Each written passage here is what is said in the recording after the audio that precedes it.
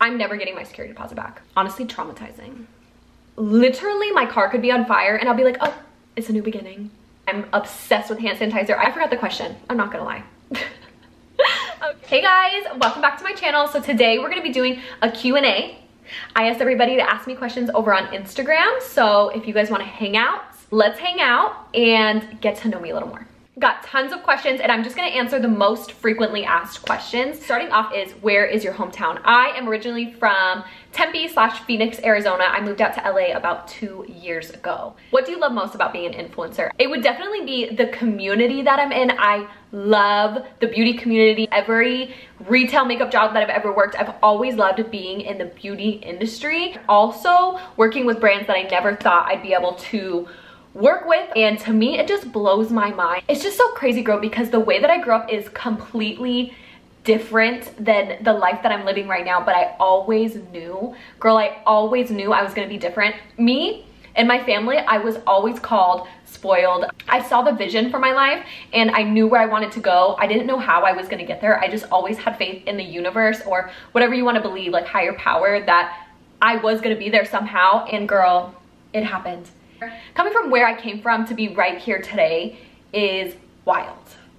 Just know that manifestation is real. Whatever you tell yourself is kind of like what your life is gonna be. So if you tell yourself that you are going to be happy and successful and you don't even know how you're gonna get there, girl, that's okay, because keep putting that energy out there and the universe will bring it back to you. If you do the opposite's gonna come to you. But don't ever, ever lose your sparkle. No matter what happens, do not lose your sparkle. Somebody said mermaid or fairy. Off the top of my head, my first reaction is to pick fairy, but I used to play mermaids so much as a kid. I was at one of my best friend Katie's house and we were playing mermaids in her pool, and her mom had like a little pool party she was doing in the summer. She brought out shrimp and me and Katie had just been playing mermaids. So when I came out of the pool and there was shrimp, I was like mortified and I'm like, there's no way I'm gonna eat my friends. So I haven't ate shrimp since that day. All that to say, I love mermaids as well, but I think I would pick fairies over mermaids for sure.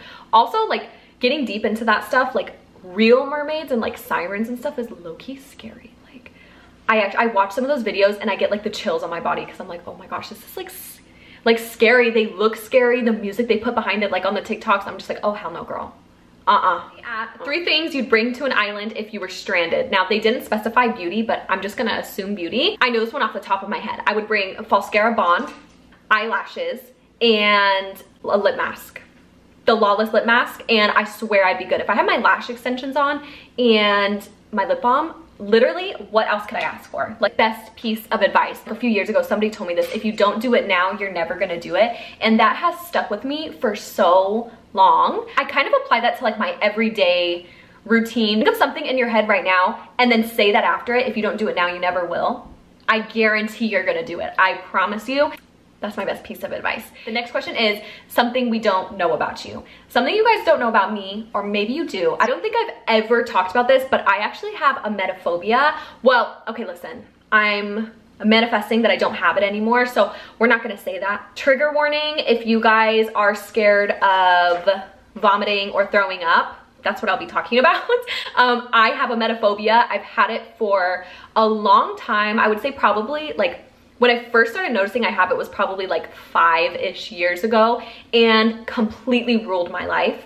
I say ruled in past tense because it doesn't rule my life anymore. Yes, I still do get scared in certain situations. Like if people even have a cold, I'm like, oh hell no, like that could be the flu. And I could have uncontrollable vomiting. Like, I'm not gonna be around you literally at all. Like, I won't even come to your house. I won't be near you. I would say also, like, I'm low-key a germaphobe. That kind of like goes hand in hand with it. I'm obsessed with hand sanitizer. Basically how it started is I went to Chick-fil-A 4 years ago and I got food poisoning, and it wasn't like the cute fun food poisoning, which is never cute and fun, but like it wasn't fast. It was very long. I would say it lasted a total of 3 to 4 days. And that traumatized me so bad to the point where I decided that I was never gonna eat meat again. And I've been vegetarian since then. Since that night that I got food poisoning, I vowed to myself that I'm never eating meat again, and I haven't. I'm like so dramatic. I'm a Gemini girl, so like I'm dramatic in that way, but I'm also very determined. So that could tell you something about me. It was so horrible and traumatizing. To be honest, I 100% should have gone to the hospital. I didn't know at the time that you could go to the hospital for food poisoning and they can kind of like treat you, give you IVs, help with the nausea. Girl, I toughed it out. I didn't take any medicine. Like all I was drinking was just like Gatorade and I was just going through it. It was horrible. Also, not to get too dark or too deep into it, but I actually developed an eating disorder from it. To say like, that'll never happen to me. I love control. Something about me, not that I'm a controlling person, but I do love to be in control. Girl, me saying I'm not a controlling person and being like, well, I do love to be in control, but it's just the truth. I do. For example, like in school, if we had a group project and there was like 6 of us, I'd be like, nobody touch it. Nobody put their handwriting on this because it all needs to look like mine. You're gonna draw, don't draw on there. Let me draw. Like, you know, I kind of want everything to be like cohesive and look a certain way. I've been like that for all my life and I'm still low-key like that in my adult life. Honestly, traumatizing. Asked the thing that I missed most about Arizona, and I would say hands down my best friend. Robbie, if you're watching this, I love you. She watches all my stuff. She's such a big supporter. I love her so much. I have been best friends with her since we were 15. I would say 15. We actually went to completely different high schools, like different cities and everything, but we met in cosmetology school and we've been literally inseparable since. We've gone through so much together. We've lived in her car together. We lived together. We've gone through her whole pregnancy together. We have a beautiful baby out of it. She is the most independent, hardworking, motivating woman, I swear to you, that I know. This woman, like, to put it into perspective, I'm like the fun, crazy one who moved to LA, had no plan, no worries in the world. I'm like, I'm just gonna do it. And Robbie is more of the planned mother, really has her life together in every aspect. I look up to this woman. We have never had a fight, ever. Me and this girl have never had a fight. Truly, I believe that she is one of my soulmates in a platonic way. That woman is just the definition of a best friend. She's never gotten mad at me. I can do the stupidest things and I will still tell her about it and she will not judge me. She will also tell me when I'm wrong. That's something that I love about her. I could come to her with any situation and she won't just be on my side because I'm her best friend. She will tell me as it is and she'll be like, Josephine, get it together. This is what you need to do. I miss her so much. Honestly though, if we lived in the same state, now that we're grown up, I'm not sure how that would go. Okay, somebody said advice on toxic friends. Okay.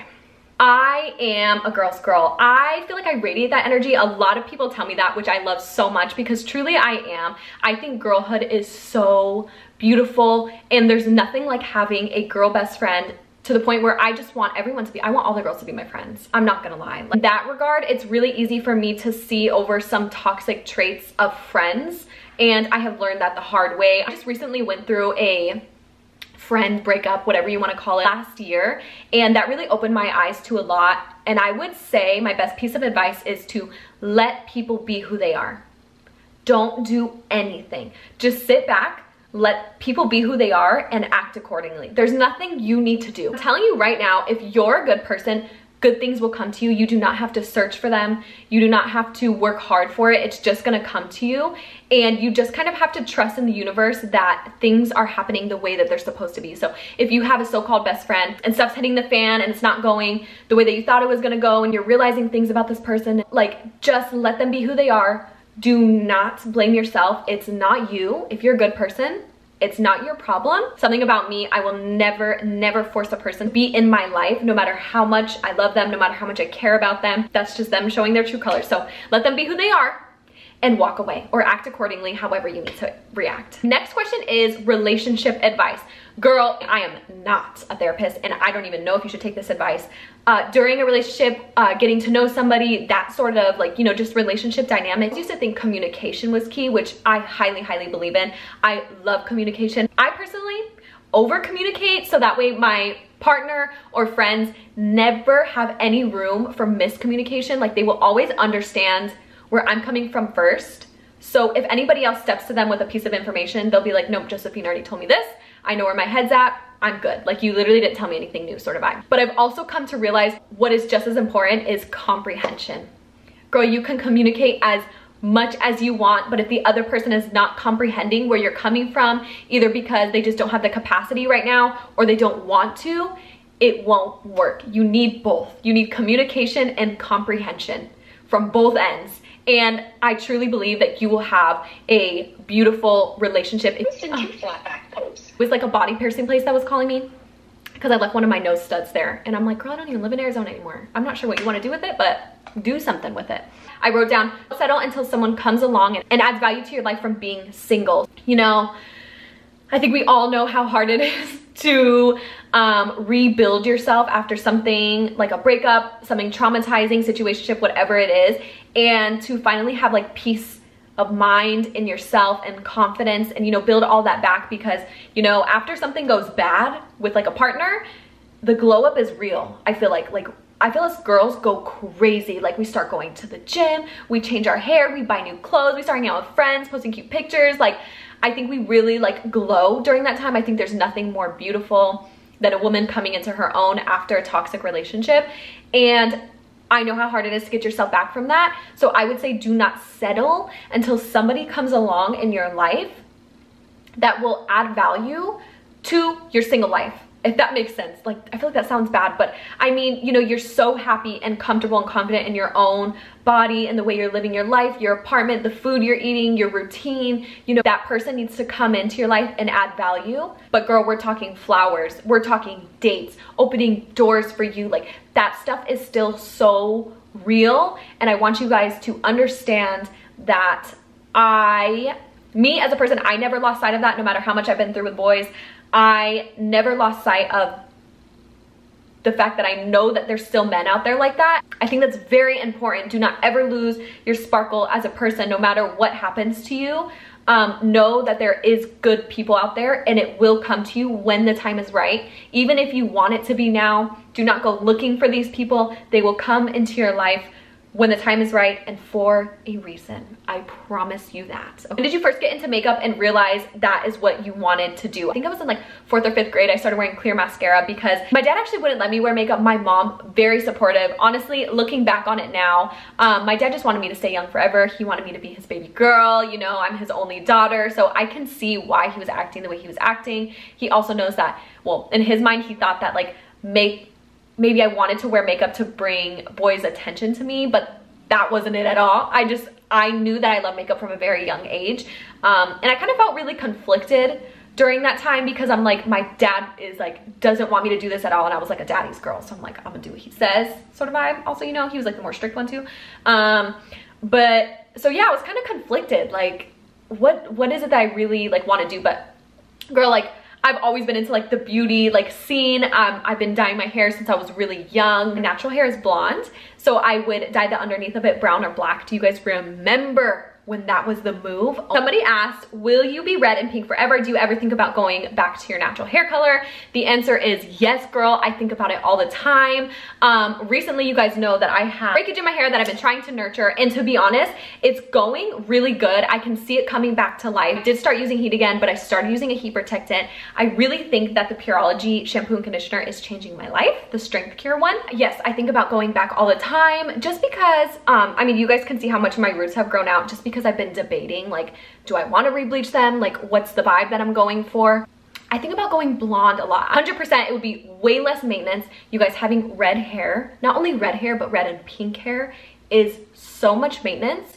You don't understand. Like, if you guys think you're high maintenance, get red hair and then come back and let me know if you're high maintenance, because it is ridiculous. Like, every single time I wash my hair, I have to put semi-permanent red color in my hair. Otherwise, it looks like super faded and not cute.